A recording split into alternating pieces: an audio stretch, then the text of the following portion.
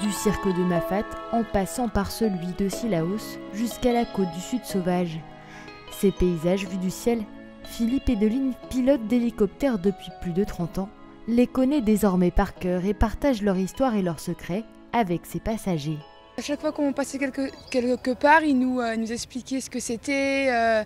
C'était un super vol. C'était magnifique. Déjà Mafate, c'était mon cirque préféré de base, mais alors là, de haut, c'est vraiment magique. Une expérience dont ce groupe d'amis est d'ailleurs le dernier à bénéficier. Demain, Philippe fête ses 60 ans, un âge qui va chambouler les dernières années de sa carrière. C'est la réglementation qui impose pour les monopilotes de voler jusqu'à l'âge de 60 ans, sauf dérogation pour les monopilotes, je parle bien en transport aérien commercial. Ne plus voler pour moi, c'est frustrant, on va dire, surtout que la retraite c'est pas encore, puisque aujourd'hui on est passé sur une réforme à 62, puis peut-être à 64, donc il va falloir que je trouve une reconversion sur le sol. En attendant, comme à son habitude, le pilote chevronné vérifie les conditions météorologiques et effectue son dernier briefing avant l'ultime vol touristique. Par contre, le moins bon côté, c'est que la météo n'est pas aussi belle que prévu sur l'ensemble. Un métier choisi par passion qui engendre tout de même des responsabilités, celle d'abord d'assurer la sécurité des passagers, mais aussi de leur faire passer un moment magique,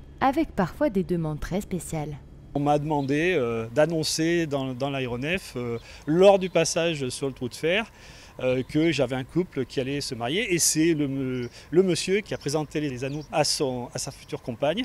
C'était un grand moment d'émotion et de partage au sein de l'aéronef. Des souvenirs gravés dans sa mémoire et une carrière riche en émotions que Philippe Edeline espère poursuivre en devenant instructeur ou examinateur de vol. Des compétences déjà acquises qui pourraient lui permettre de passer quelques années supplémentaires dans les airs.